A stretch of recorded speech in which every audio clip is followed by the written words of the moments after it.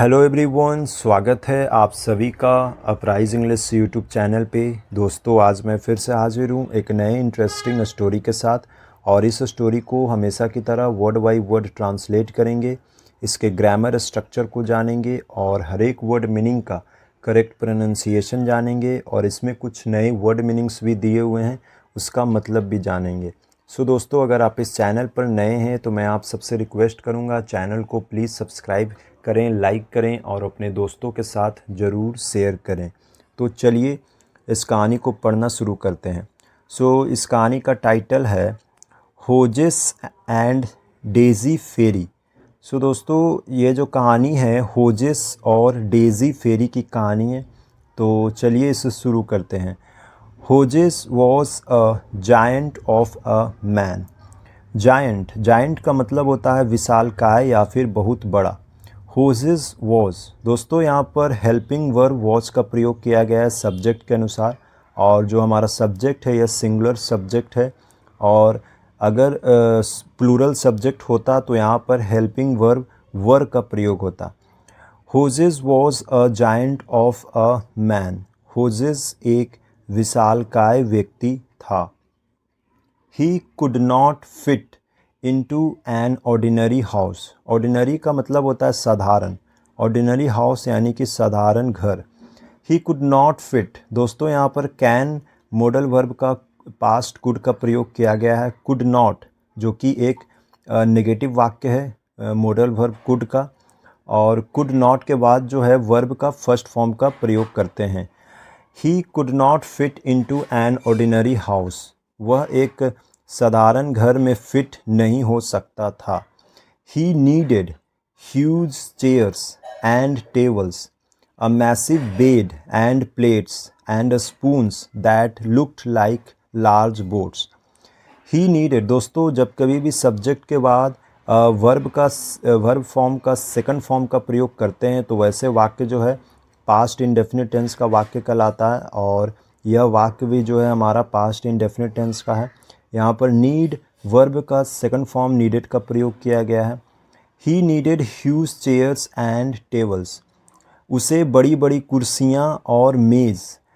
A massive bed, massive का मतलब होता है बड़ा, बड़ा बिस्तर। And plates and spoons that looked like large boats. उसे बड़ी बड़ी कुर्सियाँ और मेज़ और एक बड़ा बिस्तर और बड़ी नावों की तरह दिखने वाली प्लेटें और चम्मच चाहिए थे। सो इसीलिए he could not find a house in the village. इसीलिए उसे गांव में घर नहीं मिल पाया। He build himself a very big cabin in the hills near the village and lived there all alone। He built himself, build का मतलब होता है निर्माण करना। He built himself, उसने खुद से निर्माण किया। A very big cabin, cabin का दोस्तों मतलब होता है कुटिया या फिर झोपड़ी वाला घर, बहुत विशाल घर। He built himself a very big cabin in the hills near the village and lived there all alone। उसने गांव के पास की पहाड़ियां में अपने लिए एक बहुत बड़ा कैबिन बनाया, यानी कि एक बहुत बड़ा झुग्गी झोपड़ी बनाया। And lived there all alone, और वहाँ अकेले रहने लगा। Hodges wanted to make friends with the people in the village. दोस्तों यहाँ पर वांट का मतलब होता है चाहना और उसका सेकंड फॉर्म वांटेड का प्रयोग किया गया है। और यह भी जो हमारा वाक्य है पास्ट इंडेफिनिट टेंस का है। Hodges wanted to make friends with the people in the village. Hodges गांव के लोगों से दोस्ती करना चाहता था। बट लेकिन they ran away when they saw him coming.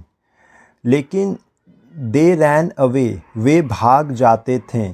When they saw him coming, जब वे लोग उसे आते हुए देखते थे तो वे सब भाग जाते थे। They were so frightened by his size। frightened का मतलब होता है भयभीत या फिर डरा हुआ। They were so frightened by his size। उसके आकार से वे बहुत डरे हुए थे। ही थाउट, उसने सोचा, he would give some gifts to the people in the village.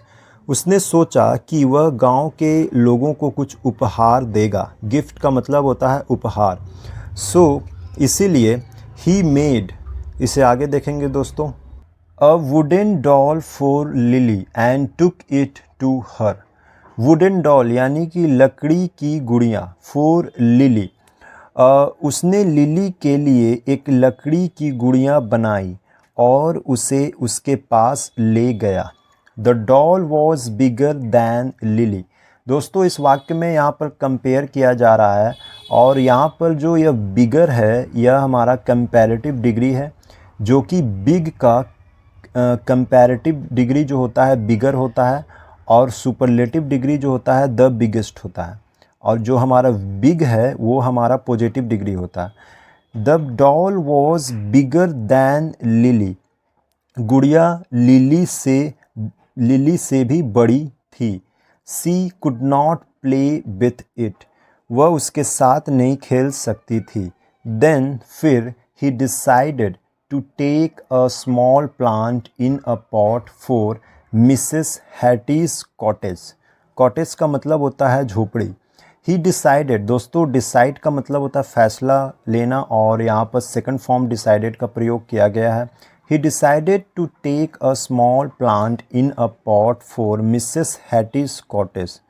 उसने श्रीमती हैटी यानी कि मिसेस हैटी की झोपड़ी के लिए एक गमले में एक छोटा सा पौधा लेने का फैसला किया। The small plant stood outside her house.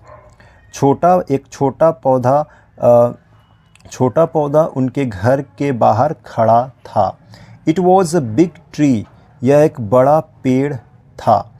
Poor Hodges was very very sad, बेचारा होजिस बहुत दुखी था। Nothing he did seemed to be right, उसने जो कुछ भी किया वह उसे सही नहीं लग रहा था। That evening he sat on a rock near his cabin and big tears fell from his eyes. That evening, उस शाम, he sat, और दोस्तों यहाँ पर sit का मतलब होता है बैठना और sit का सेकंड फॉर्म sat होता है। he sat on a rock, वह अपने कैबिन के पास एक चट्टान पर बैठे हुए था। And big tears fell from his eyes, और उसकी आँखों से बड़े आंसू बह रहे थे। There was a small daisy growing at the foot of the rock, and his tears fell on it.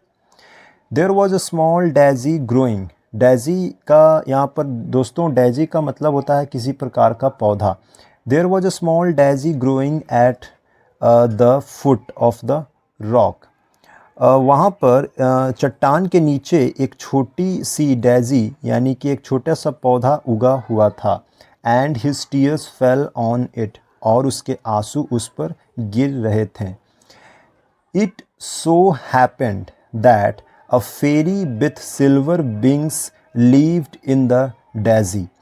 It so happened, ऐसा हुआ कि a fairy with silver wings lived का मतलब होता है रहता था या फिर वहाँ पर निवास करता था। इन द डेजी, ऐसा हुआ कि चांदी यानी कि चांदी के पंखों वाली एक परी डेजी में रहती थी। She suddenly found her wings getting wet and flew out. She suddenly, दोस्तों सडनली का मतलब होता है अचानक। उसने अचानक पाया कि उसके पंख गीले हो रहे हैं और वह वहाँ से उड़ गई। She shook the tear drops of her wings and hovered near Hodges. She shook, दोस्तों सुक का मतलब होता है हिलाना या फिर झाड़ना। सी shook the tears drops of her wings, उसने अपने पंखों से आंसू की बूंदे को झाड़ा और होजेस के पास मंडराने लगी। Now look what you have done, अब देखो तुमने क्या किया है। Said a small indignant voice. Indignant का मतलब होता है क्रोधित या फिर गुस्से से। Now look what you have done, अब देखो तुमने क्या किया है, एक छोटी सी नाराज़ आवाज़ ने कहा। Hoses looked around and saw a small silvery light. Hoses ने चारों ओर देखा और एक छोटी सी चांदी जैसी रोशनी देखी। ही स्टॉप्ड क्राइंग, वह रोना बंद कर दिया। Who are you, he asked puzzled, तुम कौन हो, उसने हैरान होकर पूछा। I am Daisy fairy. Who are you, why are you crying, मैं डेजी फेरी हूँ। तुम कौन हो, वाई आर यू क्राइंग, तुम क्यों रो रहे हो। इसे आगे देखेंगे दोस्तों। आस्क्ड द फेरी, परी ने पूछा। I M hoses, he said, मैं होजेस हूँ, उसने कहा। आई हैव नो फ्रेंड्स, मेरा कोई दोस्त नहीं है।